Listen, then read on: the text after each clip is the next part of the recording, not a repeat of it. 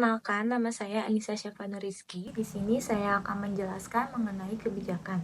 Kebijakan menurut Kamus Besar Bahasa Indonesia merupakan seperangkat konsep dan prinsip yang akan dijadikan pedoman dan dasar perencanaan kerja, kepemimpinan, dan tindakan. Istilah ini dapat digunakan oleh individu, kelompok, maupun organisasi di pemerintahan ataupun sektor swasta.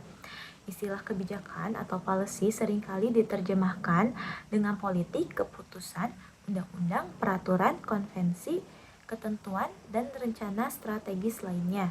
Tinjauan kebijakan atau policy juga dapat merujuk pada proses pengambilan keputusan penting organisasi, termasuk mengidentifikasi berbagai alternatif seperti prioritas program atau pengeluaran dan memilihnya berdasarkan dampaknya.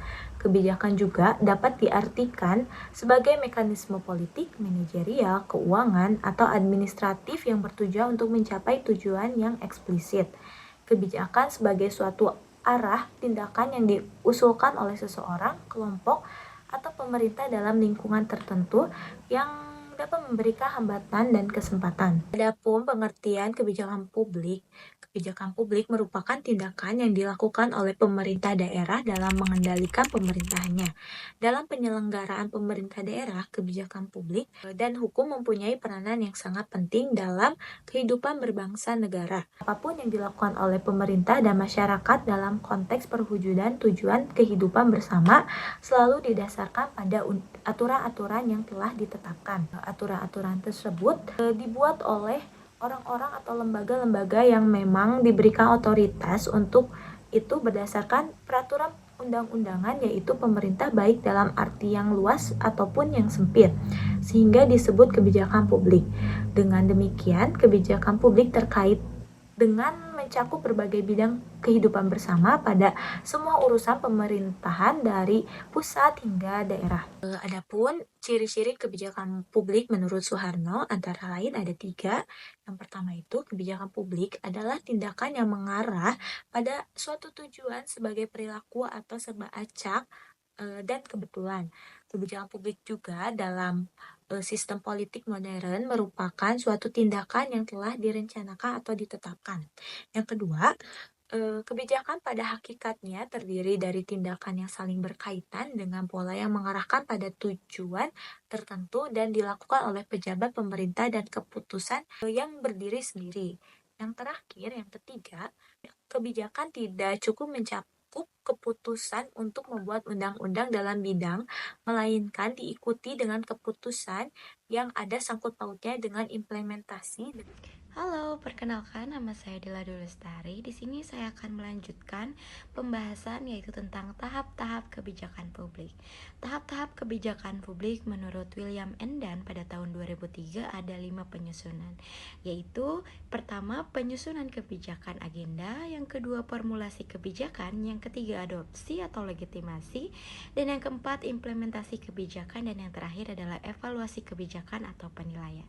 Nah, memo kebijakan sendiri yaitu dokumen praktis dan ditulis secara profesional yang panjangnya dapat sekitar 10 halaman sampai 25 halaman.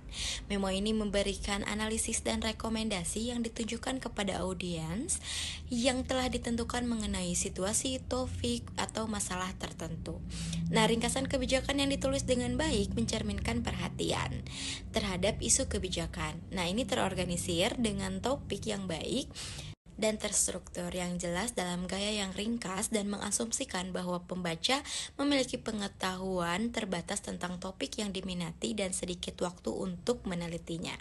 Nah, tidak ada pertanyaan tesis atau kerangka teoritis menyeluruh tentang mendukungnya makalah ini, namun fokusnya dalam mendeskripsikan satu atau lebih rekomendasi kebijakan spesifik dan tindakan pendukung. Nah, polisi memo sendiri terdapat 4 ciri. Yang pertama, dibuat untuk memberikan rekomendasi kebijakan. kebijakan yang bersifat sangat segera dari klien. Nah, yang kedua, biasanya berasal dari eksekutif pemerintahan nih, seperti dari presiden atau para menteri. Yang ketiga, biasanya bersifat praktis, teknis, dan biasanya terdapat kombinasi pilihan kebijakan.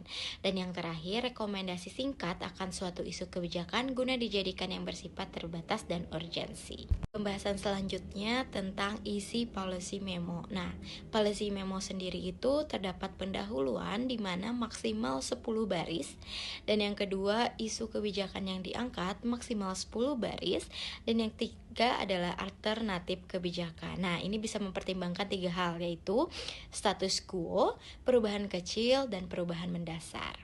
Nah, teman-teman, saya bacakan manfaat dari policy memo itu sendiri, yaitu yang pertama, mendukung siswa untuk mempelajari dokumen ilmiah dan ketat secara persuasif mengenai masalah tertentu di dunia nyata. Dan yang kedua, kami akan mengajari Anda cara memilih dan mengatur konten dokumen berdasarkan kebutuhan pembaca tertentu.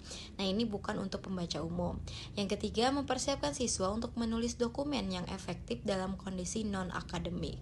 Dan yang keempat, tidak hanya melaporkan hasil penelitian nih, tetapi juga mendorong penelitian yang menarik, formasi dan karya menarik yang menekankan pada penyajian item yang direkomendasikan berdasarkan data yang aktual. Nah, yang terakhir, kita memberitahu siswa bahwa mereka dapat diarahkan ke klien, lebih baik memprediksi asumsi dan permasalahan pemimpin sasaran. Nah, ada pun 7 poin elemen yang efektif dari policy memo, yaitu yang pertama, fokus dan tujuan, yang ketiga, ditulis secara profesional, yang ketiga, berbasis bukti, yang keempat, aksesibilitas, yang kelima, gaya presentasi, dan yang keenam, praktis dan yang layak digunakan, dan yang terakhir ialah transparansi eksplisit. Assalamualaikum warahmatullahi wabarakatuh. Perkenalkan, nama saya Liza Aprilianti, NIM 21307111003. Saya akan melanjutkan penjelasan tentang policy memo. Yang selanjutnya ada struktur dan gaya penulisan. Nah, isi memo kebijakan ini dapat disusun dalam berbagai cara. Kedua sumber itu menyediakan pendekatan yang berguna untuk menulis memo kebijakan. Jika Anda tidak memberikan panduan khusus secara keseluruhan, nada tulisan Anda harus formal tetapi juga harus tegas. Adapun hal yang harus kalian perhatikan saat kalian akan menulis memo. Yang pertama itu ada halaman sampul, yang kedua ada pendahuluan atau definisi masalah, yang ketiga ada metode, yang ketiga ada analisis isu, yang keempat ada usulan solusi, yang kelima ada rekomendasi strategis, yang keenam ada keterbatasan, dan yang ketujuh ada analisis biaya manfaat. Nah, selanjutnya ada mengoreksi memo atau masalah yang harus dihindari saat penulisan memo. Nah, gaya dan susunan memo ini yang ditulis secara efektif dapat berbeda karena tidak ada dua kebijakan, namun pembaca yang dituju itu harus yang sama persis. Nah, meskipun demikian, sebelum Anda menyerahkan memo kebijakan tersebut, pastikan Anda mengoreksi dokumen tersebut dulu terlebih dahulu. Nah, sehingga nantinya Anda bakalan terhindar dari masalah yang harus dihindari ini, masalah-masalah umum ini. Nah, jika Anda menemukan satu atau beberapa masalah ini, Anda harus menulis ulang atau mengatur ulang kontennya sebagaimana mestinya. Nah, yang pertama itu masalah yang harus dihindari yaitu akui hukum konsekuensi yang tidak diinginkan. Yang kedua itu ada antisipasi pertanyaan pembaca. Yang ketiga harus secara ringkas. Yang keempat itu fokus pada hasil. Yang kelima itu minimalkan penalaran subjektif. Yang keenam yaitu penggunaan elemen non tekstual. Nah, yang selanjutnya ada pengertian tentang perbedaan antara memo kebijakan dan ringkasan kebijakan. Nah, memo kebijakan ini dan ringkasan kebijakan ini memiliki banyak kesamaan. Nah, keduanya menjelaskan alasan pemilihan alternatif kebijakan atau tindakan tertentu. Nah, keduanya juga mengandung bahasa yang persuasif dan kedua dokumen tersebut ditulis dengan orang yang bukan pakarnya, seperti praktisi, politisi, pekerja lembaga non-pemerintah, pelobi, dan orang lain yang bekerja pada atau secara teratur membuat keputusan tentang masalah yang dibahas dalam dokumen tersebut. Lalu yang kedua itu, dokumen tersebut bebas dari jargon atau terminologi teknis dan berfokus pada penyampaian implikasi praktis dari penelitian kebijakan yang sebelumnya kepada audiens tertentu berdasarkan bukti yang tersedia.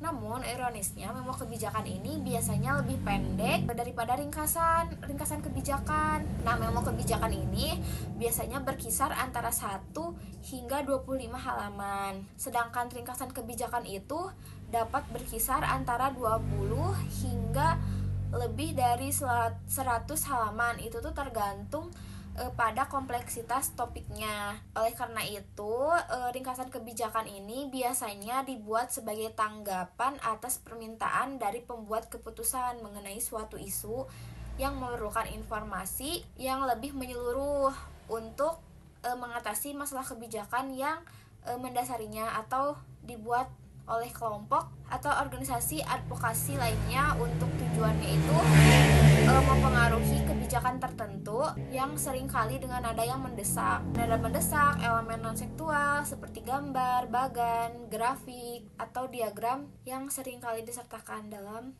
ringkasan kebijakan. Selanjutnya itu memo kebijakan itu ditulis secara ringkas dan menyajikan informasi, ide, serta rekomendasi dengan jelas, sehingga para pembaca itu dapat dengan mudah dengan cepat memindai dokumen untuk menemukan kayak poin-poin pentingnya, poin-poin yang relevannya.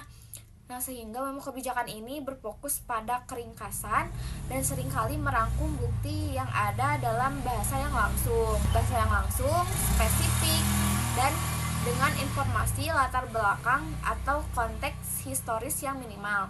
Elemen non-seksual ini hanya disertakan bila diperlukan saja. Terima kasih.